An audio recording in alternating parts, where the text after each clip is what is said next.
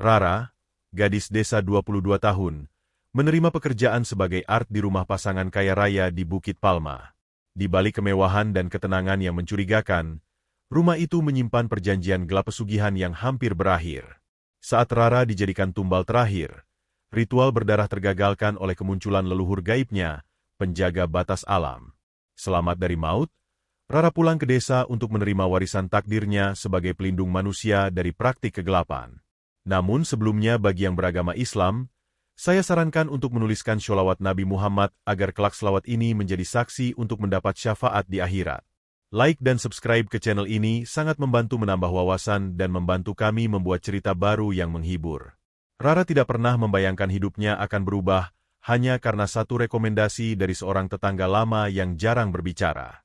Usianya baru 22 tahun ketika ia memutuskan meninggalkan desa kecilnya yang dikelilingi sawah dan kebun singkong.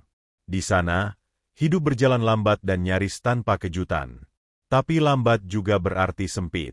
Upah di pabrik penggilingan padi tidak cukup membantu biaya pengobatan ibunya, dan adik bungsunya masih sekolah. Kesempatan itu datang dari seorang pria bernama Jatmiko, tetangga lama yang tiba-tiba pulang kampung dengan pakaian rapi dan sepeda motor baru. Ia berkata ada lowongan sebagai asisten rumah tangga di kawasan elit Bukit Palma. Gajinya besar, tempat tinggal disediakan, majikannya orang terpandang. Aman. Kerjanya ringan. Ucap Jatmiko waktu itu. Senyumnya tipis namun tak pernah benar-benar menyentuh matanya. Mereka butuh orang yang bisa dipercaya. Kamu cocok. Rara tak punya banyak pilihan. Ia menerima. Perjalanan menuju kota terasa panjang. Gedung-gedung tinggi menggantikan pepohonan. Jalanan ramai, lalu semakin sepi saat mobil yang ditumpanginya memasuki kawasan perumahan eksklusif. Gerbang bertuliskan, Bukit Palma Residence, berdiri megah dengan penjaga keamanan yang memeriksa setiap kendaraan. Namun anehnya, setelah melewati gerbang utama, suasana berubah. Terlalu sunyi. Rumah-rumah besar berjajar rapi, tetapi tak terlihat penghuni di halaman.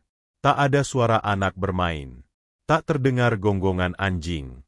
Bahkan burung pun seolah menghindari pepohonan yang ditanam simetris di sepanjang jalan. Mobil berhenti di depan sebuah rumah paling ujung. Pagar besinya tinggi dan hitam, menjulang hampir 3 meter, dengan ornamen melengkung menyerupai sulur-sulur tanaman. Namun semakin lama Rara menatapnya, ukiran itu terlihat seperti tangan-tangan kurus yang saling bertaut. Rumah di balik pagar itu besar dan bergaya klasik Eropa. Pilar-pilar putih menopang balkon lantai 2. Jendela-jendela tinggi dengan kaca gelap berbaris anggun. Dindingnya krem pucat tanpa noda. Terlalu bersih, terlalu sempurna, dan terlalu sunyi. Jatmiko menurunkan tas Rara. Masuk saja. Mereka sudah menunggu.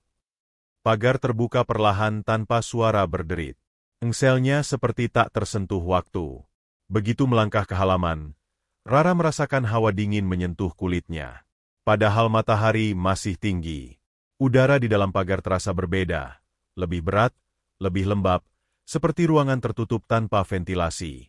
Pintu utama terbuka sebelum ia sempat mengetuk. Seorang perempuan berdiri di sana. Tubuhnya ramping, rambut hitamnya disanggul rapi. Gaun panjang warna gading membalutnya anggun. Wajahnya cantik, tetapi pucat dengan senyum yang terukur. "Kamu Rara?" Suaranya lembut, hampir berbisik. "Iya, Bu," jawab Rara pelan. "Aku Laras." Tatapan perempuan itu menelusuri Rara dari ujung kepala hingga kaki, seperti menilai barang di etalase. Senyumnya sedikit melebar. "Kamu akan betah di sini." Kalimat itu terdengar seperti kepastian, bukan harapan. Dari dalam rumah muncul seorang pria tinggi dengan jas rumah berwarna gelap. Wajahnya tegas, rapi, dan penuh wibawa. Ia tersenyum ramah, tetapi ada sesuatu di sorot matanya, kosong. Seolah senyumnya hanya gerakan otot tanpa perasaan. "Saya Dirga," katanya sambil menjabat tangan Rara. Tangannya dingin. Terlalu dingin untuk suhu siang hari. "Selamat datang." Interior rumah itu mewah dan berkilau. Lantai marmer putih mengilap. Lampu gantung kristal menggantung tinggi di ruang utama. Bau melati bercampur kayu tua menguar tipis di udara. Setiap perabot tertata sempurna, seolah tak pernah disentuh. Namun kesunyian itu tetap ada. Sunyi yang bukan sekadar tidak adanya suara, melainkan seperti sesuatu yang menahan suara agar tidak muncul. "Ini rumahmu sekarang," kata Bularas lembut. Saat itulah Rara menyadari sepasang mata kecil mengawasinya dari tangga melengkung di ujung ruangan. Seorang anak perempuan berdiri diam sambil memeluk buku gambar. Rambutnya panjang tergerai, wajahnya pucat namun cantik. Usianya mungkin 5 tahun. "Itu Dina," ujar Pak Dirga. Anak itu tidak tersenyum. Ia menatap Rara lama, lalu perlahan membuka buku gambarnya dan mengangkatnya. Di kertas putih itu tergambar sosok tinggi berwarna hitam pekat. Tidak memiliki wajah. Tangannya panjang menjulur hingga menyentuh lantai. Tubuhnya seperti bayangan yang bocor keluar garis. "Itu siapa, Nak?"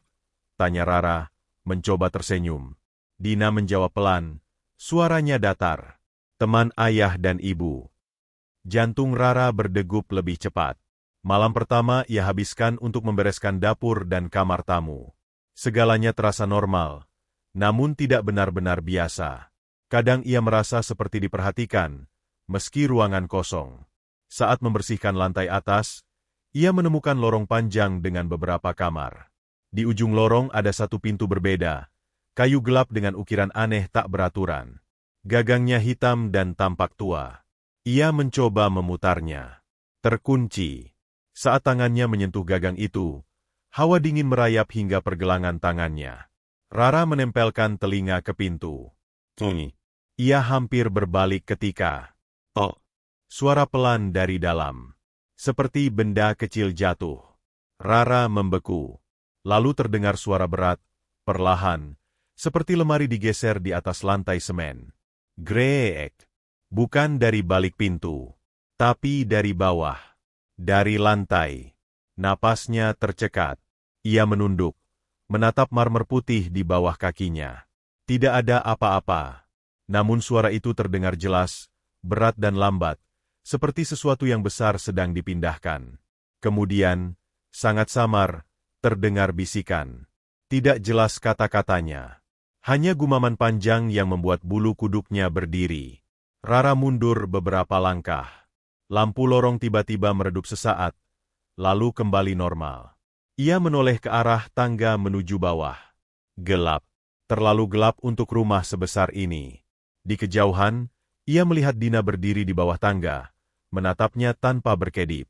Dia tidak suka kalau pintunya disentuh, kata anak itu pelan. "Siapa?" Suara Rara bergetar. Dina tidak menjawab. Ia hanya tersenyum tipis. Malam itu, ketika akhirnya Rara berbaring di kamar kecil dekat dapur, ia tidak bisa tidur. Suara rumah itu berbeda saat malam tiba. Kayu berderak pelan. Angin seperti berbisik di celah-celah dinding. Lalu, tepat ketika jarum jam menunjukkan tengah malam, suara berat itu kembali terdengar. Greek. Kali ini lebih jelas. Dari bawah lantai kamarnya. Rara duduk perlahan di atas kasur. Jantungnya berdentum di telinga. Ia sadar satu hal yang membuat dadanya terasa sesak. Rumah ini bukan hanya sunyi. Rumah ini sedang menyembunyikan sesuatu. Dan sejak ia melangkah melewati pagar besi tinggi itu, ia telah menjadi bagian dari rahasia yang tidak kasat mata. Hari kedua di rumah itu dimulai dengan perasaan ganjil yang belum sempat diberi nama oleh Rara. Ia bangun dengan mata sembab karena semalaman sulit tidur. Suara gesekan berat dari bawah lantai terus terulang dalam kepalanya, bercampur dengan bisikan samar yang tidak jelas asalnya. Ketika ia membuka pintu kamar kecilnya, udara pagi terasa lembab dan dingin, meskipun matahari sudah tinggi. Rumah itu tetap sunyi. Terlalu sunyi untuk rumah sebesar itu. Di dapur, Bularas sudah duduk rapi dengan secangkir teh yang mengepulkan uap tipis. Gaunnya berbeda dari kemarin. Kali ini berwarna abu-abu pucat, namun wajahnya tetap sama, tenang, cantik, dan sulit ditebak. "Kamu kurang tidur?" tanyanya lembut tanpa menatap. "Tidak, Bu," jawab Rara cepat. Senyum Bularas mengembang tipis. Biasanya memang butuh waktu untuk beradaptasi. Kalimat itu kembali terdengar seperti sesuatu yang memiliki makna lain. Tak lama kemudian Dina turun dari lantai atas dengan langkah ringan. Anak itu membawa buku gambar yang sama seperti kemarin. Ia duduk di meja makan tanpa suara dan mulai menggambar. Krayon hitam bergerak cepat di atas kertas. Rara yang sedang menyapu ruang tengah tak bisa menahan rasa penasaran. Ia mendekat perlahan.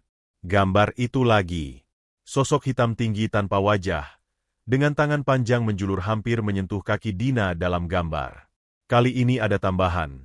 Lingkaran gelap di bagian bawah sosok itu, seperti lubang atau pintu. Kamu suka gambar yang itu, ya? Tanya Rara pelan. Dina mengangguk kecil. Dia datang tadi malam. Tangan Rara terhenti di gagang sapu. Siapa yang datang? Teman ayah dan ibu yang tinggal di bawah. Nada suara Dina datar. Tidak seperti anak kecil yang bercerita tentang teman imajiner. Tidak ada keceriaan. Tidak ada ketakutan. Hanya pernyataan. Dia bilang sebentar lagi akan ada yang turun. Lanjut Dina sambil terus menggambar garis hitam yang makin tebal. Turun kemana? Anak itu menoleh perlahan. Matanya tampak lebih gelap dari biasanya. Ke bawah. Kata itu terasa berat. Sejak percakapan itu, Rara mulai memperhatikan lebih banyak hal. Setiap sore, Dina selalu duduk di tempat yang sama dan menggambar sosok serupa. Tak pernah berubah. Hanya detailnya yang bertambah. Kadang ada pintu di belakangnya, kadang ada 3 lilin kecil di kakinya, kadang ada bayangan lain yang lebih kecil di sampingnya. Dan selalu hitam. Hitam pekat, seperti krayon itu ditekan terlalu keras sampai hampir merobek kertas. Malam berikutnya, gangguan itu menjadi lebih jelas. Rara baru saja mematikan lampu kamar ketika ia mendengar suara pelan, seperti orang berbisik dari balik dinding. Awalnya samar, seperti angin yang terselip di sela kayu. Namun lama-lama terdengar ritmis, seperti 2 atau 3 suara berbicara bersamaan. Ia bangkit dari tempat tidur dan membuka pintu. Lorong dapur gelap, hanya diterangi cahaya redup dari lampu taman di luar jendela. Bisikan itu berhenti. Begitu ia melangkah kembali ke dalam kamar dan menutup pintu. Suara itu muncul lagi. Kali ini lebih dekat. Seperti tepat di bawah lantai. Rara menempelkan telapak tangannya ke marmer dingin. Tidak ada getaran. Tidak ada retakan. Tapi suara itu ada. Pelan dan memanjang. Ia menarik tangannya cepat. Hangat. Lantainya terasa hangat. Jantungnya berdetak lebih cepat. Dengan napas tertahan, ia keluar kamar dan berjalan pelan menyusuri lorong menuju tangga. Rumah itu seperti menahan napas bersamanya. Langkahnya terhenti di depan pintu kamar terkunci di ujung lorong atas. Ia tidak tahu kenapa kakinya membawanya ke sana. Pintu kayu gelap itu berdiri diam seperti kemarin. Ukirannya tampak lebih jelas dalam cahaya lampu malam. Pola melingkar tak beraturan yang jika diperhatikan terlalu lama terlihat seperti wajah-wajah yang saling bertumpuk. Rara menyentuh gagangnya. Tidak dingin seperti sebelumnya. Hangat. Seperti ada panas dari dalam. Ia tersentak dan hendak menarik tangan, tetapi tiba-tiba terdengar suara napas panjang dari balik pintu. Berat. Dalam. Lalu suara gesekan lagi. Greek. Kali ini jelas dari dalam ruangan terkunci itu. Rara mundur perlahan. Punggungnya membentur dinding lorong. Nafasnya memburu. Jangan sering ke sini. Suara kecil membuatnya menoleh. Dina berdiri beberapa langkah di belakangnya, memeluk boneka kain yang tak pernah dilihat Rara sebelumnya. Dia tidak suka kalau dilihat sebelum waktunya, kata Dina pelan. Siapa yang tidak suka? Suara Rara hampir tak terdengar. Dina hanya tersenyum tipis. Malam itu, Rara akhirnya tertidur dalam keadaan gelisah. Dan ia bermimpi. Ia berdiri di tengah tanah lapang berkabut. Udara terasa berat, seperti sebelum hujan. Di hadapannya berdiri seorang lelaki tua berjubah putih panjang. Wajahnya bersih dengan janggut tipis keperakan. Matanya tajam namun tidak mengancam. Akhirnya kau datang juga. Suara lelaki itu dalam dan bergema tanpa gema. Siapa Anda? Tanya Rara. Suaranya terdengar kecil di tengah kabut. Aku dipanggil dengan banyak nama. Tapi kau boleh memanggilku Syekh Zainal. Nama itu terasa asing sekaligus akrab. Saya tidak kenal Anda. Lelaki itu tersenyum tipis. Tapi darahmu mengenalku. Angin tiba-tiba berputar di sekitar mereka. Kabut menipis, memperlihatkan bayangan rumah besar di kejauhan, rumah Bukit Palma. Tempat itu bukan rumah biasa, lanjutnya. Dan kau bukan tamu biasa. Rara merasakan dadanya sesak. Apa maksudnya? Lelaki itu melangkah mendekat. Tatapannya dalam, menembus. Darahmu bukan darah sembarang. Kalimat itu menggantung di udara.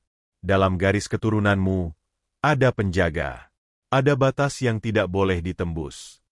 Tiba-tiba terdengar jeritan jauh dari arah rumah dalam mimpi itu. Bayangan hitam tanpa wajah muncul di belakang lelaki berjubah putih, menjulang tinggi dengan tangan panjang terulur. Waktu mereka hampir habis, kata Syekh Zainal. Dan ketika perjanjian itu menuntut bayaran, mereka akan mencarimu. Rara ingin bertanya, tapi tanah di bawah kakinya retak. Kabut berubah hitam. Ia terbangun dengan napas tersengal. Jam menunjukkan pukul 3 dini hari. Keringat dingin membasahi pelipisnya. Lalu ia mendengarnya lagi. Bisikan. Bukan dari bawah lantai. Kali ini dari sudut kamar. Pelan. Berlapis. Seperti beberapa suara saling bertumpuk menyebut sesuatu yang tidak bisa ia tangkap. Rara menoleh perlahan. Sudut kamar itu kosong. Namun rasa diawasi begitu nyata. Sejak malam itu, ia mulai merasa tak pernah benar-benar sendirian. Saat mencuci piring, ia merasa ada tatapan di punggungnya. Saat menyapu lorong, bayangannya di lantai marmer seperti bergerak sedikit terlambat dibanding gerak tubuhnya. Bahkan ketika Dina menggambar di ruang tengah, sesekali anak itu tersenyum sendiri seolah sedang mendengarkan seseorang. Rumah itu tidak lagi hanya terasa sunyi. Rumah itu terasa menunggu.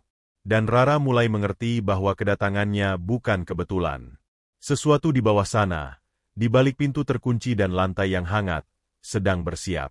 Dan entah mengapa, namanya sudah termasuk dalam rencana itu. Hari-hari di rumah Bukit Palma tidak lagi terasa seperti pekerjaan biasa. Waktu berjalan lambat, tetapi ketegangan tumbuh cepat, seperti sesuatu yang diam-diam merambat di balik dinding. Sejak mimpi tentang lelaki berjubah putih itu, Rara menjadi lebih peka terhadap setiap perubahan kecil. Suara yang tak pada tempatnya, bayangan yang bergerak terlalu cepat, suhu ruangan yang tiba-tiba turun tanpa alasan. Pagi itu tampak normal.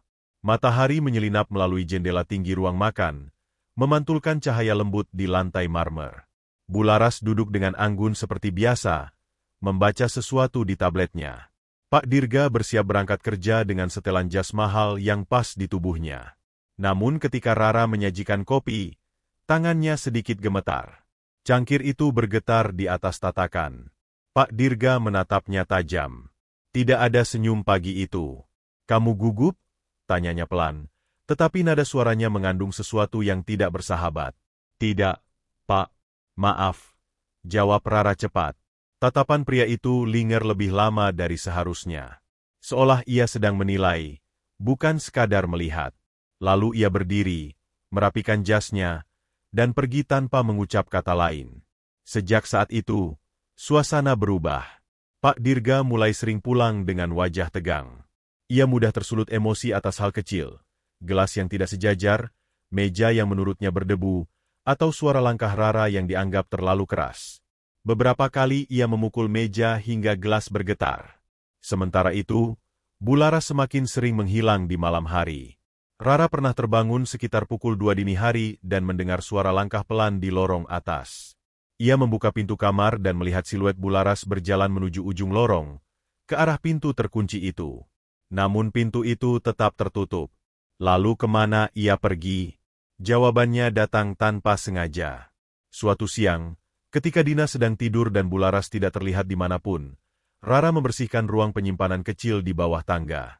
Ruangan itu jarang disentuh. Debunya tebal, kardus-kardus tua tersusun tak beraturan. Saat memindahkan lemari kayu kecil yang menempel di dinding, terdengar bunyi klik pelan. Dinding di belakangnya bergeser sedikit. Rara membeku. Ia mendorong perlahan. Panel kayu itu ternyata pintu tersembunyi. Celah gelap menganga di baliknya. Udara lembab menyeruak keluar, membawa aroma tanah basah bercampur sesuatu yang menyengat. Dupa. Bukan aroma wangi seperti di ruang tamu. Ini lebih pekat, lebih tua. Seperti pembakaran yang sudah berlangsung lama. Jantung Rara berdegup keras. Ia tahu seharusnya tidak masuk. Tapi rasa ingin tahu dan ketakutan yang bercampur mendorongnya melangkah turun. Tangga sempit dari semen kasar menurun tajam ke dalam kegelapan. Setiap langkahnya menimbulkan gema pelan. Udara semakin dingin dan berat. Bau tanah makin kuat.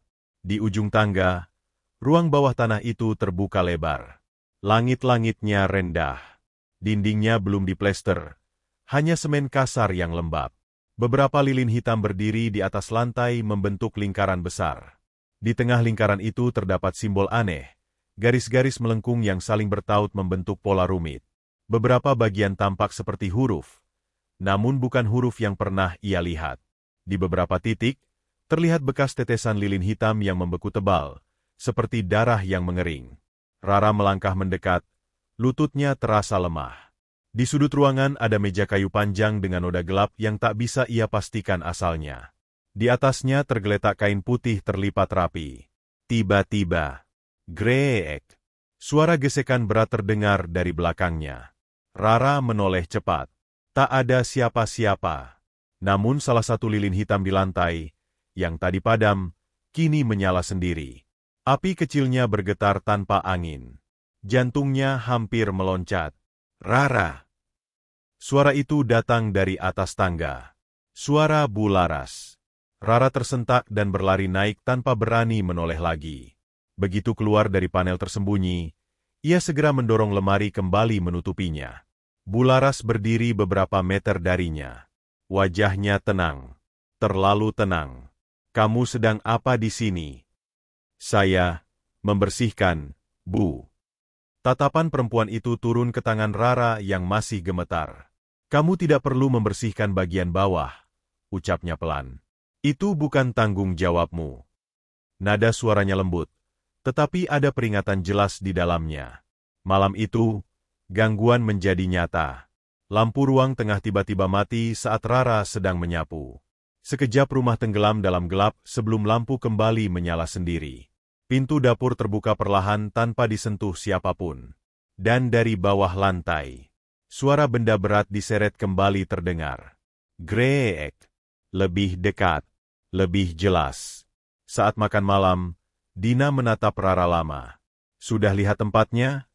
Tanya anak itu tiba-tiba. Rara tercekat. Tempat apa? Dina tersenyum kecil. Tempat panen. Sendok di tangan Rara terjatuh. Bularas menoleh tajam ke arah anaknya. Dina, jangan bicara sembarangan. Tapi ayah bilang waktunya sudah dekat. Jawab Dina polos. Pak Dirga menghentikan gerakan makannya. Tatapannya beralih ke Rara. Ada kilatan sesuatu di matanya. Bukan kemarahan, bukan juga rasa malu. Melainkan perhitungan. Rara merasakan hawa dingin merambat di tulang punggungnya. Malam semakin larut. Saat ia kembali ke kamar, pintunya sudah terbuka meski ia yakin tadi menutupnya rapat. Lampu kamar berkedip 2 kali sebelum stabil. Ia duduk di tepi ranjang, mencoba menenangkan napas. Tiba-tiba terdengar langkah pelan di luar kamar. Tidak terburu-buru, tidak berat, seperti seseorang berjalan melingkar. Berhenti tepat di depan pintunya. Lalu terdengar suara gesekan kuku di kayu. Pelan. Panjang. Rara menahan napas. Tidak berani bergerak. Beberapa detik kemudian, langkah itu menjauh. Namun ia tahu kini, ruang bawah tanah itu bukan sekadar tempat tersembunyi. Itu pusat dari semuanya. Simbol-simbol, lilin hitam, bau tanah basah, dan sikap Pak Dirga yang semakin agresif, semuanya mengarah pada satu hal. Rumah ini bukan hanya tempat tinggal. Ini tempat ritual. Dan kehadirannya di sini bukan kebetulan. Saat ia akhirnya berbaring dengan mata terbuka menatap langit-langit, satu kesadaran perlahan tumbuh di benaknya, lebih menakutkan dari semua suara dan bayangan. Mungkin ia tidak pernah direkrut sebagai pekerja. Mungkin sejak awal, ia dipilih untuk sesuatu yang lain. Sesuatu yang akan segera dipanen. Sejak menemukan ruang bawah tanah itu, Rara tidak lagi bisa melihat rumah Bukit Palma sebagai tempat bekerja. Setiap sudut terasa seperti potongan teka-teki yang belum lengkap, namun perlahan membentuk gambaran mengerikan. Bau dupa kadang muncul samar di siang hari, meski tak ada lilin menyala. Lantai marmer yang dulu terasa dingin kini sesekali memancarkan kehangatan aneh, terutama menjelang malam. Dan Pak Dirga semakin berubah. Suatu sore, ketika Rara sedang menyiram tanaman di taman belakang, ia mendengar suara pintu geser ruang kerja terbuka. Pak Dirga masuk dengan langkah cepat, wajahnya tegang. Tak lama kemudian Bu Laras menyusul. Rara tak berniat menguping, tetapi suara mereka meninggi, cukup keras untuk terdengar dari balik dinding kaca. Kita sudah sepakat 20 tahun. Suara Pak Dirga terdengar tertahan, namun penuh tekanan. Dan 20 tahun itu hampir habis, jawab Bu Laras dingin.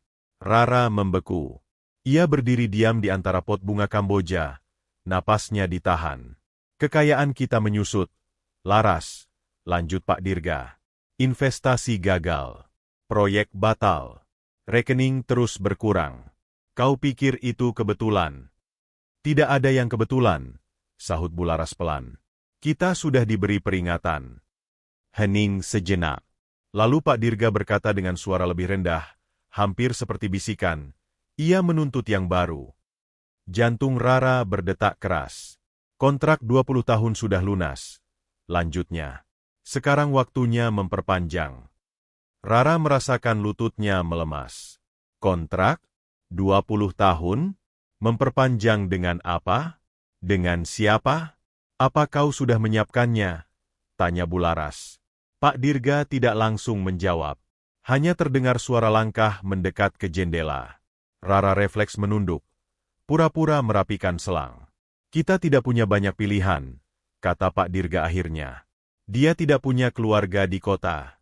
Tidak ada yang akan mencari. Dunia Rara seperti berhenti. Darahnya terasa mengalir lebih lambat. Ia sadar. Mereka sedang membicarakan dirinya. Ia memang tidak punya siapapun di kota ini. Ibunya di desa tak punya cukup uang bahkan untuk ongkos datang. Jatmiko yang merekomendasikannya pun sudah lama tak terlihat lagi. Ia sendirian. Target sempurna. Malam itu, Dina kembali menggambar di ruang tengah. Namun kali ini ada yang berbeda. Sosok hitam tanpa wajah itu kini berdiri di samping gambar seorang perempuan kecil berambut panjang. Perempuan itu digambar dengan krayon coklat dan biru. Mirip Rara. Kenapa ada dua? Tanya Rara, berusaha terdengar biasa. Dina menatapnya lama. Karena yang lama sudah selesai. Maksudnya? Anak itu tersenyum tipis. Nanti kamu juga tinggal di bawah. Rara merasa udara di ruangan itu menipis. Siapa bilang begitu? Dia, jawab Dina ringan. Dia bilang kamu pengganti. Kata itu menghantam lebih keras dari apapun. Pengganti. Rara tidak bisa tidur malam itu. Ketika akhirnya ia terlelap, mimpi datang lagi. Ia berdiri di tempat yang sama seperti sebelumnya. Tanah berkabut, udara berat. Rumah Bukit Palma tampak lebih dekat. Tapi kini dindingnya retak dan gelap seperti hangus terbakar. Syekh Zainal berdiri di hadapannya. Jubah putihnya berkibar meski tak ada angin. Waktunya makin dekat, ucapnya tanpa salam. Apa yang mereka lakukan? Tanya Rara, suaranya gemetar. Perjanjian lama akan berakhir. Dan setiap akhir menuntut bayaran. Kenapa saya? Lelaki tua itu menatapnya dalam. Karena mereka pikir kau sendirian. Kata itu menusuk. Dengarkan baik-baik. Lanjutnya. Pada malam ketika bulan separuh dan angin berhenti berhembus, mereka akan membawamu turun. Turun kemana? Ke tempat di mana kontrak ditandatangani dengan darah. Rara merasakan tanah di bawah kakinya bergetar. Apa saya akan mati? Tanyanya lirih. Syekh Zainal mendekat satu langkah. Takdir tidak selalu tentang mati atau hidup, tapi tentang siapa yang kau izinkan menguasai darahmu. Bayangan hitam tanpa wajah muncul lagi di belakangnya. Kali ini lebih besar, lebih jelas. Tangannya terulur seolah hendak meraih Rara. Jangan biarkan mereka menutup pintu sebelum waktunya, kata Syekh Zainal. Dan ingat, malam itu akan datang 3 hari lagi. Kabut menebal. Suara bisikan bergema di segala arah. Rara terbangun dengan napas terengah. Ia langsung melihat ke jendela. Bulan separuh menggantung di langit. 3 hari. Keesokan paginya, keputusan itu bulat. Ia harus pergi. Tanpa memberitahu siapapun, Rara mengemas pakaian seadanya ke dalam tas kainnya. Ia menunggu hingga sore, saat Bularas sedang di kamar dan Pak Dirga belum pulang. Dengan jantung berdegup keras, ia berjalan menuju pagar utama. Tangannya meraih gagang pintu besi. Dikunci. Ia mencoba mendorong. Tidak bergerak. Padahal kemarin pintu itu bisa terbuka otomatis. Rara berlari ke pintu samping rumah. Terkunci juga. Ia kembali ke dalam dan mencoba jendela dapur. Tertutup rapat, seolah disegel. Udara di dalam rumah mendadak terasa lebih dingin. Lampu ruang tengah berkedip pelan. Tidak bisa pergi. Suara kecil itu datang dari tangga.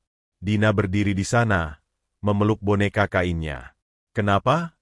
Tanya Rara dengan napas tersengal. Karena waktunya hampir tiba, jawab Dina polos. Waktu apa? Waktu panen. Anak itu turun satu anak tangga demi satu, langkahnya pelan. Kamu pengganti, Rara. Kata itu kini terdengar lebih tegas. Rara mundur selangkah. Ayah bilang, kalau kamu turun, semuanya akan kembali seperti dulu. Kembali bagaimana? Kaya lagi. Senyum Dina melebar, namun matanya tetap kosong. Dari arah lorong, terdengar langkah sepatu pria. Pak Dirga muncul, berdiri tegak dengan tatapan yang tak lagi berusaha ramah. Kamu mau kemana? Tanyanya tenang. Saya mau beli sabun, Pak. Kita punya stok cukup, jawabnya tanpa berkedip. Hening. Rara merasa seperti tikus yang terjebak di dalam sangkar yang pintunya sudah dikunci dari luar. Malam itu, saat ia kembali ke kamar, suara gesekan berat dari bawah lantai terdengar lebih lama dari biasanya. Greek. Seperti sesuatu yang sedang dipersiapkan. Ia memeluk dirinya sendiri di atas ranjang, mencoba mengatur napas. Kini semuanya jelas. Kontrak 20 tahun. Kekayaan yang menyusut. Makhluk gaib yang menuntut tumbal baru. Dan dirinya, gadis desa tanpa pelindung di kota ini. Bukan sekadar pekerja. Bukan sekadar kebetulan. Ia adalah syarat berikutnya dalam perjanjian yang akan habis. Dan 3 hari lagi, bulan separuh itu akan menjadi saksi. Hari ketiga terasa seperti berjalan di atas benang tipis yang membentang di atas jurang. Rara bangun dengan dada sesak, seolah udara di kamar kecilnya telah berkurang separuh. Cahaya pagi yang masuk melalui ventilasi terlihat pucat, seperti matahari yang enggan menyorot rumah itu terlalu lama. Ia tahu, tanpa perlu melihat kalender atau jam, bahwa malam ini adalah malam yang disebutkan dalam mimpinya. Bulan separuh. Angin berhenti berhembus. Dan sesuatu di bawah rumah sedang menunggu. Seharian Bularas bersikap lebih ramah dari biasanya. Ia bahkan meminta Rara duduk sebentar untuk minum teh bersama, sesuatu yang tak pernah terjadi sebelumnya. Senyumnya lembut, suaranya halus, tapi matanya menyimpan ketegangan yang tak bisa disembunyikan. Kamu sudah seperti keluarga di sini, katanya pelan. Kalimat itu membuat tengkuk Rara meremang. Pak Dirga pulang lebih awal sore itu. Wajahnya tampak lebih segar, terlalu segar untuk seseorang yang beberapa hari terakhir diliputi tekanan. Ia membawa sekotak kue dan sebotol minuman manis. Kita makan bersama malam ini, ujarnya. Dina duduk diam di kursinya, menggambar dengan krayon hitam seperti biasa. Kali ini lingkaran besar memenuhi hampir seluruh halaman. Di tengah lingkaran itu ada satu titik kecil berwarna merah. Rara berusaha tidak menatap terlalu lama. Saat makan malam dimulai, suasana terasa aneh. Tidak ada percakapan ringan. Hanya denting sendok dan garpu yang terdengar terlalu keras di ruang makan yang luas. Bularas menyodorkan segelas minuman pada Rara. Minumlah. Kamu terlihat pucat. Rara ragu sejenak, tetapi tatapan Pak Dirga menekan seperti perintah tanpa suara. Ia mengangkat gelas itu dan meneguknya perlahan. Rasanya manis. Terlalu manis. Beberapa menit kemudian, kepalanya mulai terasa ringan. Ruangan berputar pelan. Suara-suara terdengar jauh, seperti datang dari dalam sumur. Apa, Yang? Bibirnya bergerak, tapi kata-kata sulit keluar. Penglihatannya kabur. Ia melihat Bularas berdiri. Pak Dirga mendekat. Dina tersenyum kecil dari kursinya. Waktunya, suara Pak Dirga terdengar seperti gema panjang. Dunia menjadi gelap. Rara terbangun dengan kepala berat dan tangan terikat di belakang kursi kayu. Bau tanah basah menyengat hidungnya. Udara lembab menempel di kulit. Ia berkedip beberapa kali sebelum menyadari di mana ia berada. Ruang bawah tanah. Lilin-lilin hitam menyala membentuk lingkaran besar di sekelilingnya. Api mereka tegak dan stabil, seolah tak terpengaruh udara. Simbol aneh yang pernah dilihatnya kini tampak jelas di lantai semen, dilukis dengan cairan gelap yang sudah mengering. Pak Dirga berdiri di depannya, mengenakan kemeja putih tanpa jas. Tangannya memegang pisau panjang dengan gagang kayu hitam. Kilau logamnya memantulkan cahaya lilin. Bularas berdiri di sisi lain lingkaran, rambutnya terurai panjang. Wajahnya tidak lagi terlihat lembut. Ada ketegangan liar di matanya. Kalian gila, suara Rara serak. Tidak, jawab Bularas pelan. Kami hanya menepati janji. Kontrak 20 tahun, lanjut Pak Dirga, suaranya kini tanpa topeng keramahan. Kami sudah membayar dengan cukup. Sekarang waktunya memperbarui. Dina berdiri di luar lingkaran, memeluk bonekanya. Matanya tak berkedip. Tumbal baru, bisiknya pelan. Bularas mulai melantunkan sesuatu dalam bahasa yang tidak dikenali Rara. Suaranya rendah, bergetar, dan berirama aneh. Setiap kata seperti menarik udara keluar dari paru-paru ruangan itu. Lilin-lilin hitam bergetar. Nyalanya memanjang dan memendek secara tak wajar. Tanah di bawah kaki Rara terasa berdenyut. Lalu dari sudut ruangan yang paling gelap, sesuatu bergerak. Awalnya hanya bayangan yang lebih pekat dari gelap di sekitarnya. Namun perlahan, bentuk itu mengental. Inggi. Os. Tanpa wajah. Tangannya panjang menjulur hampir menyentuh lantai. Sosok yang sama seperti di gambar Dina. Ia tidak berjalan. Ia meluncur. Setiap pergerakannya diiringi suara gesekan berat, seperti benda besar diseret di atas semen. Greek. Napas Rara tercekat. Tubuhnya gemetar hebat. Makhluk itu berhenti tepat di belakang Pak Dirga. Tidak ada mata, tidak ada mulut, tetapi Rara merasakan tatapan menembus kulitnya. Ambil darahnya. Suara Bularas berubah serak, hampir bukan miliknya. Pak Dirga melangkah maju. Pisau di tangannya berkilat. Tangannya sedikit gemetar, tetapi bukan karena ragu, melainkan karena antusiasme yang tertahan. Ini tidak akan lama, katanya datar. Rara memejamkan mata. Dalam kepalanya hanya ada satu nama. Syekh Zainal. Pisau itu terangkat. Mantra semakin cepat. Lilin-lilin bergetar hebat. Dan saat ujung pisau hampir menyentuh kulit pergelangan tangannya, semua lilin padam. Sekaligus. Kegelapan total menelan ruangan. Teriakan Bularas terputus. Suara makhluk itu mengeluarkan desisan panjang yang membuat telinga Rara berdenging. Lalu, dari kejauhan, sangat jauh, terdengar suara azan. Lirih. Samak. Padahal Rara tahu bukan waktu salat. Jam berapapun sekarang, itu bukan waktu azan. Namun suara itu jelas. Mengalun lembut, menembus dinding dan tanah. Ruang bawah tanah bergetar. Angin tiba-tiba berembus dari entah mana, mengangkat debu dan membuat simbol di lantai retak. Cahaya putih perlahan muncul di tengah lingkaran. Bukan cahaya lilin. Bukan cahaya lampu. Cahaya itu lembut, tapi kuat.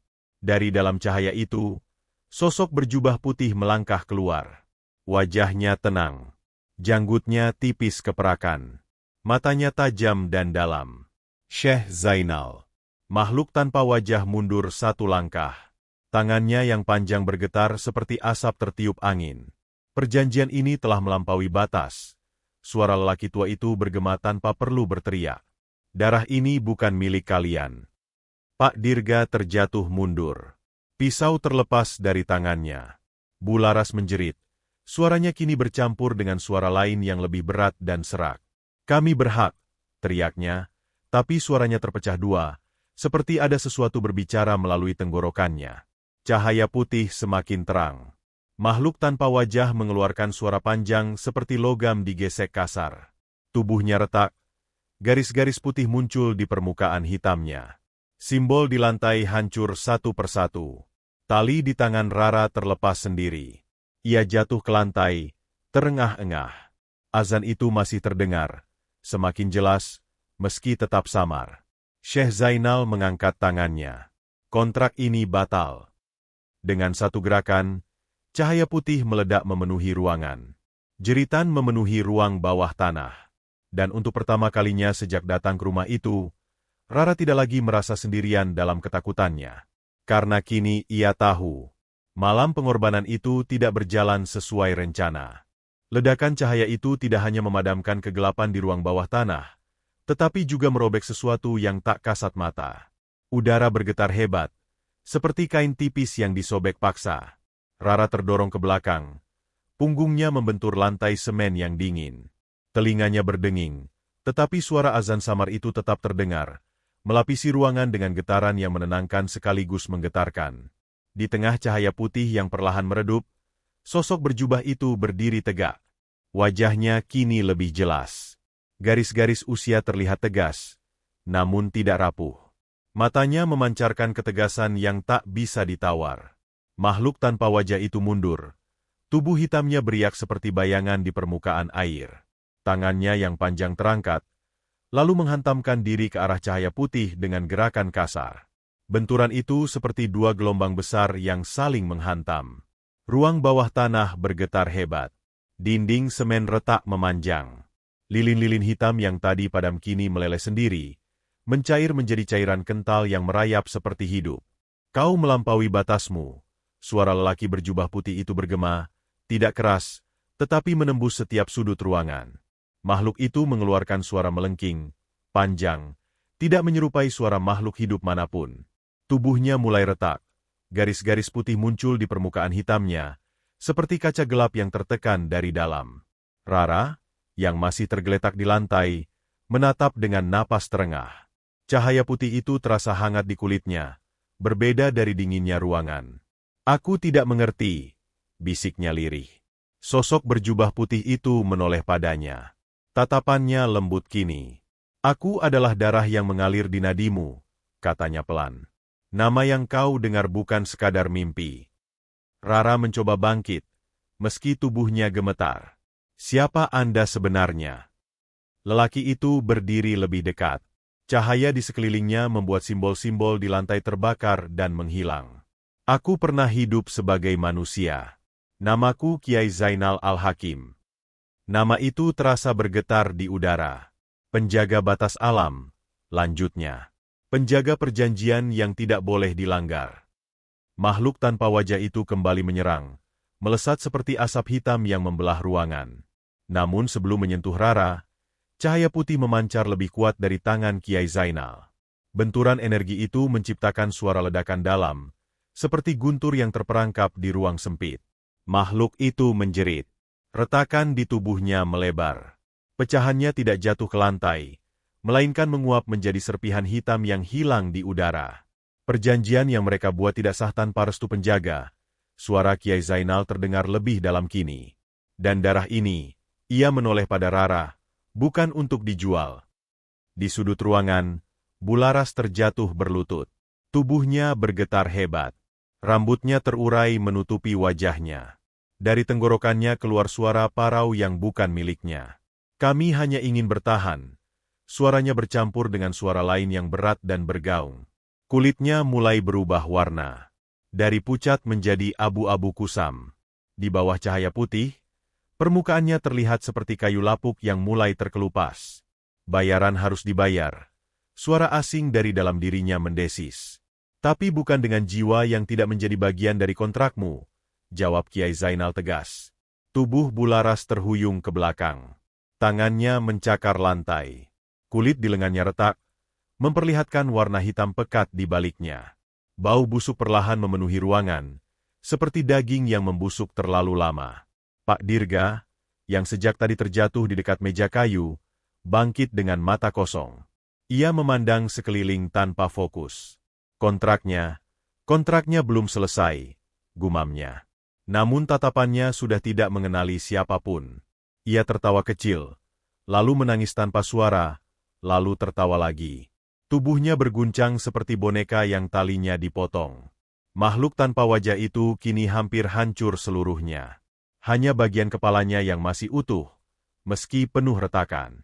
Dari dalam retakan itu, cahaya putih menyusup seperti sinar matahari menembus celah batu. Dengan satu gerakan terakhir, Kiai Zainal mengangkat tangannya tinggi. Batas ditegakkan kembali. Suara itu seperti palu yang memukul lonceng raksasa. Makhluk itu pecah total, menguap menjadi debu hitam yang tersedot ke dalam tanah. Simbol di lantai terbakar dan hilang sepenuhnya, meninggalkan semen polos tanpa jejak. Ruang bawah tanah tiba-tiba terasa kosong. Sunyi. Tapi bukan sunyi yang menekan, melainkan sunyi yang lega. Bularas terjatuh miring di lantai. Kulitnya kini terlihat kering dan keriput, seperti seseorang yang menua puluhan tahun dalam hitungan detik. Ia masih bernapas, tetapi setiap tarikan napasnya terdengar berat dan berderak. Pak Dirga terduduk sambil memeluk lututnya, bergumam tanpa arti. Matanya liar, seperti orang yang tersesat dalam pikirannya sendiri. Rara memandang sekeliling dengan tubuh gemetar. "Sudah selesai?" tanyanya pelan. Kiai Zainal menatapnya. Cahaya di sekelilingnya mulai meredup perlahan. "Perjanjian mereka telah runtuh," katanya. "Tapi ingat, batas ini akan selalu diuji." "Apa saya akan seperti Anda?" Suara Rara hampir tak terdengar. Ia tersenyum tipis. Darah garis suci tidak memilih. Ia hanya menunggu waktu untuk bangkit. Langit-langit ruang bawah tanah retak lebih lebar. Suara gemuruh terdengar dari atas. Rumah itu seperti kehilangan fondasi tak kasat mata yang selama ini menopangnya. "Kau harus pergi," ucap Kiai Zainal. Cahaya putih itu mengelilingi tubuh Rara. Dunia berputar. Ia terbangun dengan napas tersengal. Udara malam menyentuh wajahnya. Rara terbaring di luar pagar besi rumah Bukit Palma. Gerbang tinggi itu kini terbuka sedikit. Berderit pelan tertiup angin. Rumah megah bergaya klasik itu tampak berbeda. Catnya kusam. Beberapa jendela retak. Lampu-lampu mati. Tak ada cahaya kehidupan di dalamnya. Sunyi. Namun kini sunyi yang kosong. Bukan lagi sunyi yang menunggu. Rara mencoba bangkit. Tubuhnya lemah, tetapi tidak terikat. Tidak terluka. Ia menatap rumah itu lama. Tak terdengar suara Dina. Tak ada langkah Bularas. Tak ada tawa atau teriakan Pak Dirga. Hanya bangunan besar yang kini tampak seperti cangkang kosong, menyimpan gema peristiwa yang baru saja terjadi. Angin malam akhirnya berembus. Untuk pertama kalinya sejak ia datang, udara di Bukit Palma terasa normal. Rara berdiri dengan lutut gemetar. Ia tidak tahu berapa lama ia pingsan. Tidak tahu apa yang terjadi di dalam setelah cahaya itu memeluknya. Namun satu hal jelas. Rumah itu telah kehilangan sesuatu yang selama ini menghidupinya. Dan dirinya. Bukan lagi gadis desa biasa yang datang mencari pekerjaan. Di nadinya mengalir darah penjaga batas. Darah garis suci yang baru saja bangkit. Kereta ekonomi yang membawa Rara kembali ke desanya melaju lambat. Seperti sengaja memberi waktu baginya untuk menata ulang pikirannya yang tercerai-berai. Sawah-sawah hijau yang membentang di luar jendela terlihat damai, kontras dengan kekacauan yang masih bergetar di dalam dadanya. Setiap kali ia memejamkan mata, ia masih melihat retakan di tubuh makhluk tanpa wajah itu, mendengar jeritan yang menggema dari ruang bawah tanah, dan merasakan hangatnya cahaya yang menyelamatkannya. Tangannya sering bergetar tanpa sebab. Tidurnya tak pernah utuh. Ia terbangun oleh suara-suara yang mungkin hanya gema ingatan, mungkin juga bukan. Kadang ia merasa ada sesuatu yang memperhatikannya, tapi kali ini bukan dengan niat jahat, melainkan seperti pengawasan yang sunyi. Desanya menyambutnya dengan bau tanah basah dan suara ayam berkokok sore hari. Rumah panggung kayu milik almarhum orang tuanya masih berdiri, meski catnya mulai mengelupas. Beberapa tetangga menatapnya dengan rasa ingin tahu, namun tak banyak yang bertanya. Mereka hanya tahu Rara pulang lebih cepat dari pekerjaan barunya di kota. Malam pertamanya di desa terasa panjang. Tidak ada lampu kristal, Tidak ada lorong marmer yang bergema. Hanya dinding kayu tipis dan suara jangkrik. Namun justru dalam kesederhanaan itu, bayangan masa lalu terasa lebih jelas. Pada malam ketiga, saat Rara duduk di beranda memandangi bulan separuh, sebuah suara pelan memanggil namanya. Rara. Ia menoleh. Di pagar bambu berdiri seorang perempuan tua dengan tubuh kecil namun tegap. Rambutnya putih seluruhnya, disanggul sederhana. Matanya tajam, seolah menembus lebih dalam dari sekadar penampilan. Mbah Juminten, Rara berbisik, mengenali sosok sesepuh desa yang jarang keluar rumah. Perempuan tua itu masuk tanpa banyak kata, duduk di hadapan Rara. Ia tidak tersenyum, namun tatapannya tidak menghakimi. Kau sudah melihatnya, ucapnya pelan. Jantung Rara berdegup lebih cepat. Mbah tahu. Darah itu tidak bisa bersembunyi lama. Rara menunduk. Air matanya menetes tanpa ia sadari. Mbah Juminten menarik napas panjang. Kiai Zainal Al-Hakim bukan sekadar nama yang lewat di mimpimu. Ia leluhurmu, penjaga batas alam pada masanya. Rara mengangkat wajahnya perlahan. Batas, antara apa dan apa, Mbah? Antara yang terlihat dan yang tidak. Antara dunia manusia dan dunia yang berjalan sejajar dengannya. Malam itu, di bawah cahaya bulan yang pucat, Mbah Juminten membuka kisah lama yang selama ini tersembunyi. Keluarga Rara bukan keluarga biasa. Garis keturunan mereka dipercaya menjadi penyeimbang ketika manusia mulai tamak dan membuka pintu yang seharusnya tetap tertutup.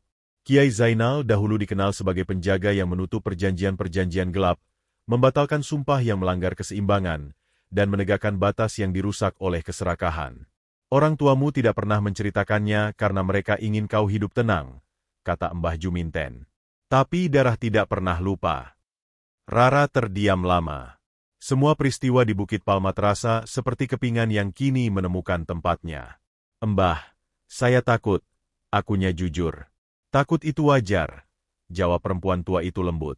Yang tidak wajar adalah jika kau menolak panggilan yang sudah memilihmu. Hari-hari berikutnya berubah menjadi proses yang tidak pernah ia bayangkan sebelumnya. Setiap subuh, sebelum matahari menyentuh pucuk pohon kelapa, Rara duduk bersila di halaman rumah Mbah Juminten. Ia belajar mengatur napas, merasakan aliran energi di dalam tubuhnya. Ia diajarkan doa-doa perlindungan, bukan untuk menyerang, tetapi untuk menjaga. Ia belajar bahwa tidak semua yang gaib harus dilawan. Sebagian hanya perlu diingatkan batasnya. Telapak tangannya sering terasa hangat ketika ia memusatkan pikiran. Kadang, saat angin tiba-tiba berputar kecil di sekelilingnya, Mbah Juminten hanya mengangguk puas. Energi itu mengenalmu, katanya. Beberapa minggu kemudian, ujian pertama datang. Seorang warga bernama Pak Sastro jatuh sakit tanpa sebab jelas. Tubuhnya kurus dalam waktu singkat, matanya cekung. Orang-orang berbisik bahwa ia pernah pergi ke kota mencari jalan pintas untuk melunasi utang. Rara tidak perlu mendengar cerita lengkap untuk merasakan getaran yang familiar. Getaran yang dulu memenuhi ruang bawah tanah Bukit Palma. Ia datang bersama Mbah Juminten ke rumah Pak Sastro. Bau dupa yang terlalu pekat menyengat hidungnya. Di sudut kamar, Rara merasakan sisa-sisa perjanjian yang belum sepenuhnya terputus. Jantungnya berdebar, namun ia tidak lari. Ia berdiri di dekat ranjang, menutup mata, mengatur napas seperti yang diajarkan. Ia tidak melihat sosok tanpa wajah, tetapi ia merasakan kehadiran yang menuntut. Perjanjian tidak bisa dibayar dengan jiwa, bisiknya tegas. Telapak tangannya kembali hangat, lebih kuat dari sebelumnya. Udara di kamar terasa bergetar, lalu perlahan menjadi ringan. Pak Sastro mengerang panjang, seperti seseorang yang baru terbangun dari mimpi buruk. Beberapa hari kemudian, tubuhnya mulai membaik. Kabar itu menyebar cepat. Orang-orang mulai datang, bukan dengan rasa takut, melainkan harapan. Rara tidak pernah menyebut dirinya apa-apa. Ia hanya membantu sebisanya, menjaga agar tidak ada lagi pintu yang terbuka terlalu jauh. Sementara itu, rumah megah di Bukit Palma berubah menjadi cerita yang beredar dari mulut ke mulut. Orang-orang kota menyebutnya rumah berhantu. Ada yang mengaku melihat bayangan di jendela, ada yang mendengar suara tangisan di malam hari. Namun tidak ada lagi cahaya ritual, Tidak ada lagi kekuatan yang menekan. Rumah itu kosong, seperti tubuh tanpa jiwa. Suatu sore, ketika langit desa berwarna jingga, Rara berdiri di tepi sawah. Angin menggerakkan padi muda, menciptakan gelombang hijau yang menenangkan.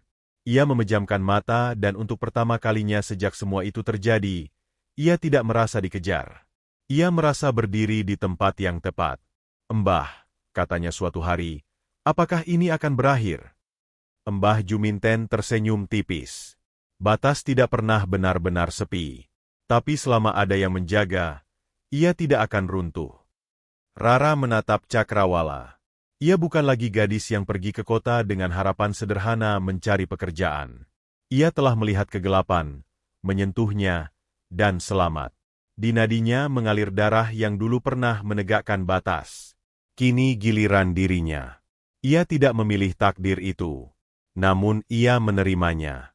Di antara dua dunia yang berjalan berdampingan, Rara berdiri sebagai penjaga yang tidak terlihat, memastikan keserakahan tidak kembali membuka luka lama. Dan untuk pertama kalinya, ia tidak lagi merasa takut. Ia merasa utuh. Tamat.